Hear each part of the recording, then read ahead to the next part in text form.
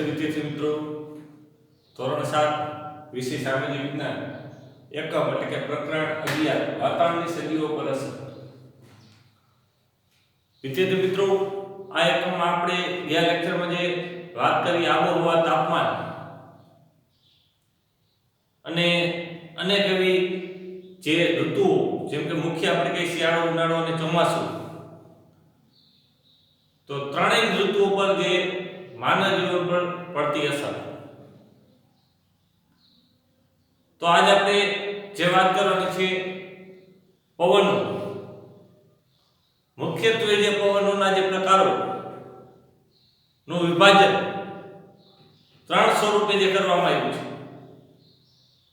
એમાં જોઈએ તો વિદ્યાર્થી મિત્રો, પવનોમાં મુખ્ય ત્રણ વિભાગોમાં જે વિભાજન એમાં એક કઈ તો કાયમી પવનો, બીજું કઈ મોસમી પવનો, નંબર 3 દૈનિક કે સ્થાનિક પવનો.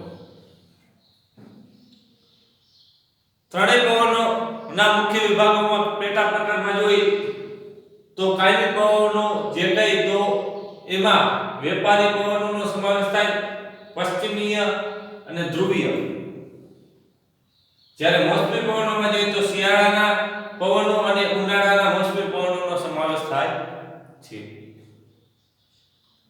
ત્રીજા વિભાગમાં જોઈએ તો દૈનિક કે સ્થાનિકમાં જોઈએ તો દરિયાઈ જમીન લહેરો અને પર્વત ખીણની લહેરોનો સમાવેશ થાય છે. આગળ આપણે જે વાત કરી ચૂક્યા વિદ્યાર્થી મિત્રો, પવનો પૃથ્વીની આજુબાજુ જે વીંટાઈને આવેલા, પૃથ્વીની આજુબાજુ જે વીંટાઈને આવેલી ગતિશીલ જે હવાને પવન કહેવામાં આવે છે. તો અહીંયા જે ત્રણ વિભાગો અનુસાર જે આપણે લેવાનું જોઈએ, નંબર 1 એટલે કે કાયમી જે પવન, તો પૃથ્વીની સપાટી ઉપર કેટલાક ભાગમાં બારે માસ જે નિશ્ચિત દિશામાંથી જે પવનો વાય છે, નિશ્ચિત દિશામાંથી જે પવનો લહેરાય છે, તેને કાયમી પવનો કહેવામાં આવે છે. તો ટૂંકમાં કહે તો કાયમી પવનોમાં આપણે જોઈએ તો વેપારી પવનો અને આપણે જે વાત લીધી પશ્ચિમીય પવનો અને ધ્રુવીય પવનોનો સમાવેશ થાય છે. ટૂંકમાં કહે તો કાયમી પવનો એવા જે નિશ્ચિત એક દિશા જે નક્કી થયેલી હોય તેમાંથી જે પવન ફૂંકાય તો તે પવનોને કાયમી પવનો કહેવામાં આવે છે. ટૂંકમાં આપણે ઘણીવાર જોઈએ છીએ કે પવનની જે દિશા આપણે જાણીએ છીએ કે ઘણીવાર જે પણ દિશામાંથી આપણે જે ઋતુ અનુસાર જે શિયાળાની ઋતુ હોય તો શરૂઆત થઈ તો એ પવનો જે લહેરાતા હોય, આપણે જાણે કે દિશામાં જે ખૂણામાંથી વાતા હોય અમુક કઈ તો જે વાયવ્ય કે અગ્નિ જે ખૂણામાંથી ઉત્તરે પવનો લહેરાતા હોય, પરંતુ અહીંયા જે વાત લીધી છે કે કાયમી પવનોની એક જોઈ તો એક જ વસ્તુ ખાલી યાદ રાખવાની થાય તમારા વિદ્યાર્થી મિત્રો કે ભાઈ નિશ્ચિત દિશામાંથી વાતા જે પવનો તેને કાયમી પવનો કહેવામાં આવે છે. અને કાયમી પવનોના જે કહી શકાય જે પવનોનો સમાવેશ થતો હોય તો એમાં ત્રણ એવા પવનોનો જે સમાવેશ થાય છે. તો એમાં જોઈએ તો વેપારી પવનો, પશ્ચિમીય પવનો અને ધ્રુવીય પવનોનો સમાવેશ કાયમી પવનોમાં થાય છે. હવે બીજા વિભાગો પર આપણે વાત કરીએ તો વિદ્યાર્થી મિત્રો જાણીએ તો મોસમી પવનો.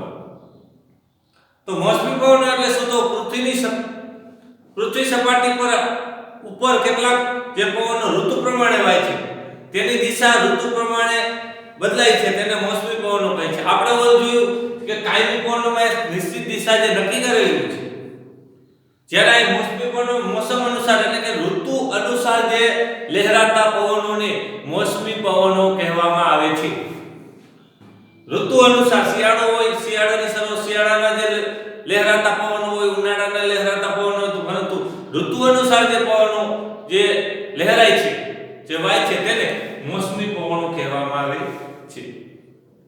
તો મોસમી પવનોમાં આપણે જોઈએ તો ભારત, મ્યાનમાર, બાંગ્લાદેશ જેવા દેશોમાં અનેક એવા આ પ્રકારના જે પવનો વાતા હોવાથી તેને દેશને એટલે કે મોસમી પવનોના દેશ કહેવામાં આવે છે.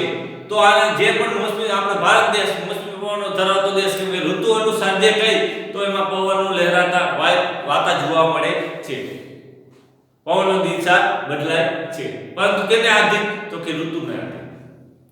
તો ભારત, મ્યાનમાર, બાંગ્લાદેશ જેવા દેશો એટલે કે મોસમી પવનોના દેશો તરીકે ઓળખાય છે અથવા મોસમી પવનોના દેશો કહેવાય છે.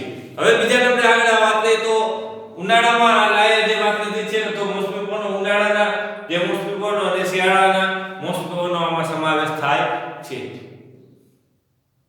નંબર 3 ઉપર આપણે જે વાત કરીએ છીએ તો કે દૈનિક કે સ્થાનિક પવન.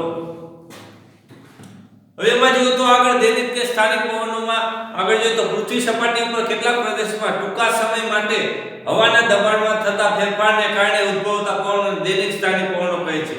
પૃથ્વીની સપાટી ઉપર તો કેટલાક એવા પ્રદેશોમાં ટૂંકા સમયગાળા માટે જે હવાનું જે દબાણ થાય અને તેના થકી જે કઈ અનેક એવા જે ફેરફારો થાય હવાના હલકા દબાણને કારણે અનેક એવા જે ફેરફારો થતા જોવા મળે અને જે ઉદ્ભવતા પવનોને કઈ તો દૈનિક કે સ્થાનિક પવનો કહેવામાં આવે છે. ટૂંકમાં કહે તો હવાના દબાણને આધીન જે પવનની ગતિમાં જે ફેરફારો થતા જોવા મળે તેનો સમાવેશ એટલે કે દૈનિક કે સ્થાનિક પવનોમાં થતો જોવા મળે છે અથવા પવનો કહેવાય છે.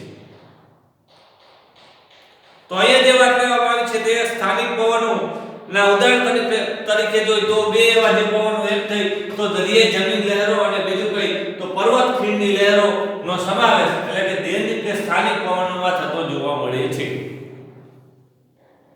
તો અહીંયા આપણે જે ત્રણ વિભાગો જે ત્રણ પ્રકારોની જે વાત કરી એક કઈ તો કાયમી પવનો, નંબર 2 કઈ તો મોસમી પવનો અને ત્રીજું કઈ તો દૈનિક કે સ્થાનિક પવનો. હવે આગળ લઈએ તો અહીંયા જે તમને જે અનુકૂળ એવું જે આપવામાં આવ્યું છે કે આટલું જાણો વિશેષ અનુસાર જે ફેરફારો થતા હોય એના અધીન જે કઈ તો અરબી ભાષામાં શબ્દ એટલે કે મોસમ પરથી જે પવનોને મોસમી પવનનું નામ આપવામાં આવ્યું છે જે અરબી ભાષામાંથી જે ઉતરી આવેલ શબ્દ. બીજું કઈ તો હવાના દબાણમાં આકસ્મિક ફેરફાર થવાથી ચક્રવાત એટલે કે વાવાઝોડું ઉદ્ભવે છે. આપણે આગળ વાત હતી કે ભાઈ હવામાં જે હલકું જે દબાણ એકાએક કઈ તો ચક્રવાત જે ઉદ્ભવ થાય છે તો એનું કઈ તો હવાનું દબાણને આધીન ચક્રવાત જેને કઈ તો વાવાઝોડું કહેવામાં આવે છે. ચક્રવાતને કીધું છે નામ અને કઈ પછી ત્રણ જે કઈ ટાઇફૂન, હરિકેન અને ટોર્નેડો પણ કહેવામાં આવે છે. નંબર 4 ઉપર આપણે વાત લઈ ચોથા પોઈન્ટમાં તો કે 80 થી 60 થી 100 કિમી કલાકની ઝડપના પવનો અને તોફાની પવનો જ્યારે 80 થી 120 કિમી ની કલાકના પવનને કઈ તો વાવાઝોડું કહેવામાં આવે છે. ટૂંકમાં કે જે પણ હવા ગતિ જે હવાની પવનની ગતિ જે વધુ એટલે ટૂંકમાં જે આમાં આપવામાં આવ્યું છે 80 થી 120 કિમીની જે ગતિએ જે પવન જે ફૂંકાય તેને વાવાઝોડું કહેવામાં આવે છે. જ્યારે એના પહેલા જોઈએ તો 60 થી 80 કિમીની ઝડપે જે પવનો જે ફૂંકાય એને કઈ તો તોફાની પવનો કહેવામાં આવે છે. હવે જે પાઠ નંબર આપણે 65 ઉપર તમને જે આપવામાં આવ્યું જેમ કે પવન દિશા દર્શક એટલે કે પવનની દિશા જે નક્કી કરતું અને બીજું કઈ તો પવન વેગ માપક તે બંનેના ચિત્ર પ્રવૃત્તિ સાથે જે આપેલું છે. ત્યાર બાદ આગળ આપણે વાત લઈએ આપણે પવનોની. હવે કઈ તો ભેજ તો સમુદ્ર કે જળાશયોમાં પાણીનું બાષ્પીભવન થતા તેનું વરાળમાં રૂપાંતર થાય છે તેને ભેજ કહે છે. સમુદ્ર કે આપણે કીધું જ્વાળાશયો અને જળાશયો જે પાણી માટેના સ્ત્રોતો જળાશયોમાંથી પાણીનું જે બાષ્પીભવન થતું હોય અને તેમાંથી કઈ વરાળ સ્વરૂપે રૂપાંતર જે થતું હોય તો આ ક્રિયાને કઈ તો આ પ્રક્રિયાને ભેજ કહેવામાં આવે છે. ભેજ પૃથ્વી સપાટીથી કઈ તો બાષ્પીભવનની એક પ્રક્રિયા જે દ્વારા વાતાવરણમાં અનેક રીતે જે ફેલાય છે ઉમેરાય છે અને અનેક રીતે કઈ તો આ ભેજનું પ્રમાણ વાતાવરણ રહિત જે બનતું જોવા મળે છે. તો અહીંયા જે આપણે જે બે મુદ્દા ઉપર મુખ્ય મુદ્દા પર વાત કરી એક કઈ તો પવનો અને બીજું કઈ તો ભેજ. હવે આગળ કઈ તો આબોહવાની માનવ જીવન પર અસર. વિદ્યાર્થી મિત્રો આગળ આપણે જે ચર્ચા કરી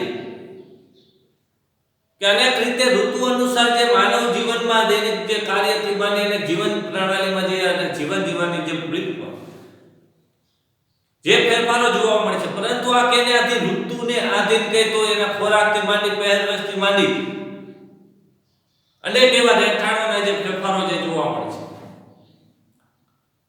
તો જે અનેક આવા જે ફેરફારો એટલે કે માનવ જીવન પર એટલે કે આબોહવાને કહી શકાય અને માનવ જીવન વચ્ચે જે કઈ અનેક એવા ફેરફારો હોય તેની વાત આપણે હવે લેવાની છે. કોઈ પણ પ્રદેશની આબોહવા આપણે જાણીએ છીએ. કોઈ પણ પ્રદેશ હોય તેની આબોહવા કઈ તો તેની આબોહવાની અસર આપણે જાણીએ છીએ ખોરાક, પોશાક, રહેઠાણ વગેરે ઉપર ગાઢ રીતે કઈ તો સંકળાયેલી જોવા મળે છે. આપણે જાણીએ કે કોઈ પણ પ્રદેશની કઈ તો તે પ્રદેશની આબોહવાની અસર એટલે કે માનવીને આપણે વાત લીધી આગળ કે ખોરાક, રહેઠાણ અથવા પોશાક કે પહેરવેશ ઉપર વગેરે ઉપર ગાઢ રીતે તે સંકળાયેલી જોવા મળે છે. બીજી વાત કરીએ તો વધુ વરસાદવાળા પ્રદેશમાં ઘરના છાપરા તીવ્ર ઢોળાવાળા હોય છે, જ્યારે ઓછા વરસાદવાળા પ્રદેશમાં કઈ મકાનો ઓછા ઢોળાવાળા સપાટ છાપરાવાળા હોય છે. કેમ કે જ્યાં પણ વધુ વરસાદ પડતો હોય તો ત્યાં વરસાદ પડવાની જે વધુ પડતો હોવાથી જે પણ છાપરા એવા જે ઢોળાવાળા જે બનાવવામાં આવે છે, જેને કારણે તમામ જે પડતું પાણી ઝડપથી વહી જાય. તો વધુ વરસાદવાળા વિસ્તારમાં પ્રદેશમાં કઈ તો ઢોળાવાળા ઢાળવાળા એવા મકાનો જે બનાવવામાં આવે છે. ત્યારબાદ જોઈએ જે તે પ્રદેશમાં થતા ખેતી પાકો તે પ્રદેશના લોકોના ખોરાકમાં મોટે ભાગે લેવાતા, દાખલા તરીકે કઈ તો અનેક પ્રદેશોમાં જે વાવવામાં ખોરાક તરીકે ઘઉં અને પર્વતીય ક્ષેત્રોમાં કઈ તો અનેક એવા ખોરાક તરીકે ઉપયોગ થતો મકાઈ જે વધુ પ્રમાણમાં લેવાય છે. આ પણ જે આદિદાય જમીન જે ખેતી લાયક એવી જમીનો એને અનુરૂપ જે કઈ તો એવો ખેતીમાં જે પાક વાવવામાં આવે છે અને ઋતુ અનુસાર કે તો એ પાકનું ઉત્પાદન લેવામાં આવે છે. ત્યારબાદ આગળ જોઈએ જે તે પ્રદેશમાં ઠંડી વધારે પડે તો આખું શરીર ઠંડાઈ જાય એટલે કે ઢકાઈ જાય એવા આપણે કહીએ તો ગરમ વસ્ત્રનો જે ઊની વસ્ત્રનો ઉપયોગ કરે છે. ઉદાહરણ તરીકે કહીએ તો લદ્દાખમાં લોકો જે છે ઠંડીના રક્ષણ માટે કહીએ તો ગરમ વસ્ત્રો જે પહેરતા જોવા મળે, જેને કારણે ઠંડીથી તેને રક્ષણ મળી રહે. એ જ રીતે ગરમ આબોહવા પ્રદેશમાં લોકો કઈ સૂતરા અથવા ખુલ્લા જે કપડાનો ઉપયોગ કરતા જોવા મળે છે. ગરમીના રક્ષણ માટે તો કોઈ સૂતરાઓ કપડાનો ઉપયોગ કરવામાં આવે છે. ઉદાહરણ તરીકે જે આપવામાં આવ્યું છે આમાં દક્ષિણ ભારતના અમુક કેટલાક લોકો જ્યાં વધુ પ્રમાણમાં કઈ તો ગરમી જે પડતી હોવાથી ત્યાં લોકો જે છે કપડામાં એટલે કે સૂતરાઓ કાપડનો ઉપયોગ કરે છે. ગરમ અને ભેજવાળી આબોહવામાં જોઈએ તો અનેક ક્ષેત્રોમાં માણસ થાય આળસુ, ઝેરસ અનેક કટિબંધોમાં આબોહવા જે થઈ જે ઉષ્ણ હોવાથી લોકો જે છે અનેક ઋતુ અનુસાર જે કઈ એમાં એને આધીન અનેક આવા જે ફેરફારો થતા જોવા મળે છે. મોસમી આબોહવાના પ્રદેશમાં કઈ વર્ષા ઋતુ સિવાયના કઈ અનેક સમયમાં વિવિધ સામાજિક પ્રસંગોની ઉજવણી પણ કરવામાં આવે છે. તો વિશેષ કઈ તો ઋતુ અનુસાર એમાં જે તહેવારો આવે છે તેની પણ ઉજવણી અને પ્રસંગો અનુસાર કઈ તો એનો પણ ઉજવણી કરતા લોકો જોવા મળે છે. તો અહીંયા જે વાત લીધી આપણે ત્રણ મુદ્દા ઉપર જે વાત લઈ ફરીથી આપણે જે રિપીટ કરી, એક કઈ તો પવનના પ્રકાર, બીજું કઈ તો ભેજ અને નંબર 3 કઈ તો આબોહવાકીય એટલે કે માનવ જીવન પર અસર. નંબર 4 ચોથો મુદ્દા પર જે વાત લેવાની છે એટલે કે કુદરતી વનસ્પતિ અને પ્રાણી સૃષ્ટિ. તો એમાં જો કુદરતી વનસ્પતિની વૃદ્ધિને આધારે કઈ તો જે પણ આપણે જાણીએ છીએ કે માણસની અનેક જેમ જરૂરિયાતો જે છે ખોરાકથી માંડી પાણીથી માંડી અનેક રહેઠાણની જરૂરિયાતો જોવા મળે છે. એ રીતે અહીંયા જે વાત લેવામાં છે વનસ્પતિના દૈનિક જે વિકાસ માટે રોજની આપણે કઈ તો એને પણ જરૂરિયાતો જે કઈ તો સારી એવી ફળદ્રુપતાવાળી જમીનથી માંડી જે આબોહવા, સૂર્યપ્રકાશ અને પાણી સમયસર કઈ તો અનેક એવા જે ખાતરો નાખવામાં આવે ત્યારે વનસ્પતિની જે વૃદ્ધિ અને વિકાસ થાય છે.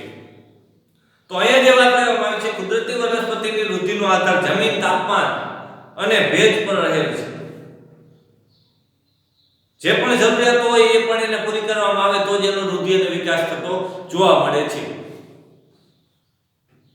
ત્યારબાદ જો આ ઉપરાંત જોડાવાને અનેક એવા માટીના ઊંડાણ, માટીના થડની જાડાઈ કુદરતી વનસ્પતિની વૃદ્ધિ પર અસર કરે છે. જે પણ ઢોળાવ વિસ્તાર હોય તો અહીંયા પણ એવા જે વનસ્પતિ જે વાવવામાં આવે છે, જ્યારે માટીવાળી જે જમીન હોય ત્યાં એ વનસ્પતિ ઉગાડવામાં આવે છે, જેને કારણે વનસ્પતિનો જે પણ વૃદ્ધિ અને વિકાસ જે વ્યવસ્થા એટલે કે ઝડપથી થઈ શકે. અને આના સિવાય જમીનની સાથે સાથે કઈ તો એને જરૂરિયાત સમયે કઈ તો બધું ખાતરથી માંડી જે પાણી પણ આપવામાં આવે છે.